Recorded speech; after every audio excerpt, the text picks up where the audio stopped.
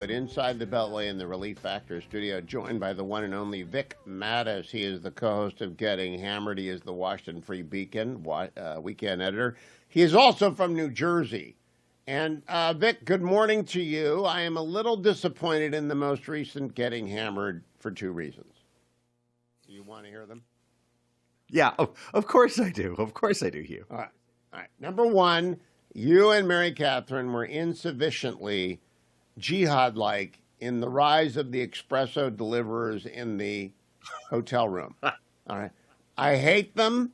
I can't make them work. I think they're intended to save money and so that the staff, because no one can use them, right? Only Guy Benson likes those things as far as I know. Do you like those things?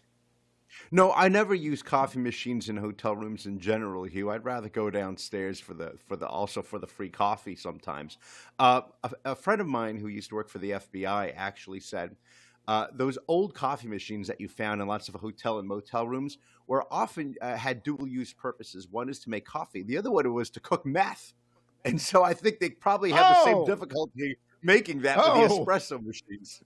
no, now, Vic, my number one rule when it comes to hotels is never stay with a hotel that opens to the parking lot. The door of your room cannot open to a parking lot, nor can it be accessible from the street. So that would mostly eliminate that problem, I think. You obviously don't have that rule. Yeah, no, I'm fine with that. Yeah, no, wherever I go, wherever who no, anyone will take me in, I'll go in. That's fine. All right, so I want you to continue the jihad against every hotel chain that won't put Mr. Coffee, the old Mr. Coffee, the ones we could work. Okay, my second thing has to do with you're holding out on us on the drones. Vic, you grew up in New Oh, Jersey, right? I did. What was your Yes, high I grew up school? in Tom's River. Yeah. Okay. And the name of the high school? Ah, yes. The name of the high school was Monsignor Donovan High School in Tom's River, but it's now called Donovan Catholic. Still there. All right. So now you're still widely connected because I hear you talking about your dad. And no doubt you know what's going on in New Jersey, but like everybody else in New Jersey, you're not telling us. What is going on with the drones, Vic? Yeah, it's a Garden State secret, Hugh. We're sworn to secrecy. It's omerta, as you know, because we're from New Jersey.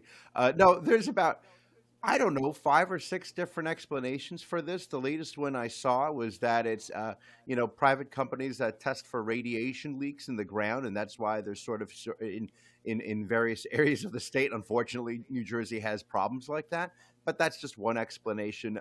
The other one, of course, is the Biden administration's explanation, which is that they're mostly planes and there's nothing to worry about. And we actually don't know the ones that might not be planes. We don't know what they are. But again, there's nothing to worry about. The only problem with that explanation, of course, is that you have other members of the government, mainly local leaders, elected officials, members of Congress. And I'm not just talking about Republicans, I'm talking about Democrats, Josh Gottheimer, Andy Kim, along with Jeff Van Drew and Chris Smith, who are the Republicans, saying, we don't know. We've seen them for ourselves.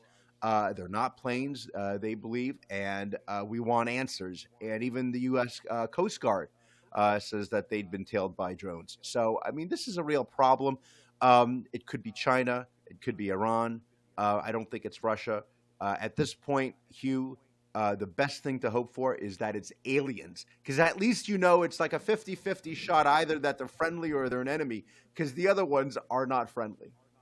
But when you called home this weekend, I'm assuming you called your dad this weekend. Did you? Yeah, of course. Yes, Okay, I okay, no, just I called him on checking. Friday. I'm like your conscience, Vic. Did he have Thank anything you. to Yeah. say about the The other day. drones? He's on the ground. Does he Yes. have an No. opinion on the No. drones? My father has not seen any drones. That said, friends of mine have said that they've seen them. They have some video of it. They just say it's weird. They called it weird crap, but they didn't say crap because it's New Jersey, but it's a family show, so I'll leave it at that. They're not sure what to make of it. I don't think it's some sort of a hysteria where people are suddenly convinced that air traffic and manned aircraft are suddenly just, aliens or machines. No, I think they are really seeing an uptick in activity by drones. And that is really something to be concerned about, particularly if Jeff Van Drew is correct that there's some sort of an Iranian connection, according to his sources, or that it's coming from somewhere overseas. Well, Jeff used the unfortunate, Congressman Van Drew used the unfortunate turn of phrase, a mothership. And Yeah. therefore, that casts you into sci-fi realm and all sorts of fantasy and mystery novels, and we don't want to go there. I just want to. Does anyone have like a local theory that it's kids? No, it would no. I mean, if it's some sort of a organization, some amateur group that gets together and say, let's light it up. I mean, that's one thing. But according to some of these, um, eyewitnesses, they're pretty large drones that are not accessible to private citizens, or drones that are large enough that they're made in China. And again, that we don't use if they're supposedly the size of the hood of a car or a car, we wouldn't have that. That wouldn't be up to us. It would be military.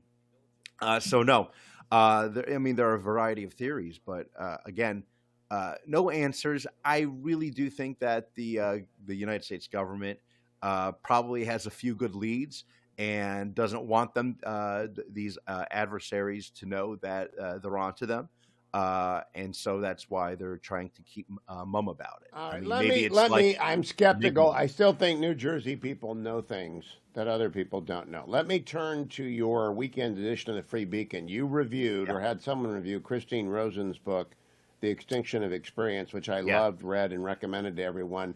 that's What right. did your reviewer think of it? Oh yes, Tal Fortgang, who's a wonderful writer, and he's written for commentary, and he is now a regular contributor to the Weekend Beacon. He loved it because there is a real sort of awareness that we need to dial back to have the lived experience, and we've lost that. And I don't know if we can recover it. And this has been going on for some time. Obviously, you go back to when people had mini camcorders, and suddenly, you had to tape your child's, at on stage, tap recital or whatever it was. And suddenly, now, of course, with phones, everything is being doc. Every experience, you're on vacation, you're at the Grand Canyon, you're at the beach, you're seeing your, kid perform somewhere. You're holding up that camera and recording it and watching it through the lens of that camera, the screen. There's something that's missing from that, Hugh, and I feel that too. And I've done that on a few occasions, and I love watching the video. It's true, but at the same time, there's something to be said to be living in the moment, and a lot of people are losing that, particularly younger people and younger generations.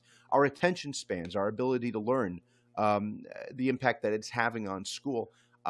It's a very serious problem, and we need to I'm very glad detach. you guys reviewed it. I just hope Yeah. everyone picks it up. Now, I want to close with the Christmas ritual at the Matus household. Do you unwrap gifts the night before or only on Christmas morning? Okay.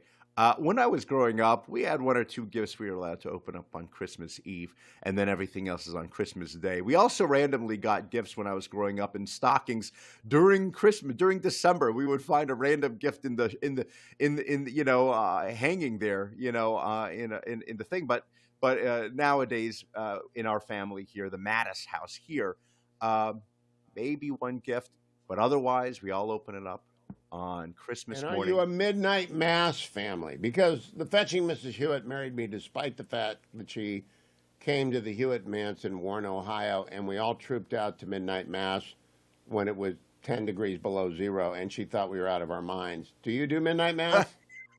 No, I might have done it once or twice. That's some hard work. That's a great thing for you to do, Hugh. It's late, and we do slightly earlier. We do the 5 p.m. Saturday mass. I don't know if that counts. I know you might think that's a sin, but No, no, that the thing counts. is, that counts. That counts. Yeah, That counts. I just hate the crowds. You have to show up at least 30 minutes, and it's all these people that never go during the other rest of the year. Maybe they go during Easter, and it drives me nuts. But I know we're supposed to be happy and be thankful that they're showing up at all, and hopefully they'll It's come back also a following giant Sunday. petri dish of first graders coughing, hacking, and sneezing on you.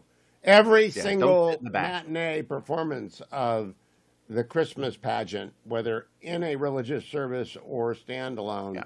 is in fact a petri dish. And I thought maybe one of the lingering restrictions from COVID would have been a shutdown of said pageants, but apparently they're back. Have you been to one No, yet? they're back and they're better than ever. No, we go to a school, a church that's connected to a school. So if you go to a certain time for that mass, you'll get the full production, and it's lengthy, but it's sweet. It's lengthy, but you got to go, and it's not like Love Actually. It's not lobsters. There are shepherds and donkeys and angels and things like that. Vic Matus, last question, very quickly. You said you were done with your Christmas shopping? Yeah, pretty much done. Have they Turn in arrived? your I don't man know. card. Turn in your I'm not man getting out card. there. No, no. I'm going to be focused on the eggnog this week. You just wait for our next episode of Getting Hammered later this week. All right, I'm looking forward to that. Eggnog. Thank you, Vic Matus. Everything available at Free Beacon. Follow Vic at Victorina Matus.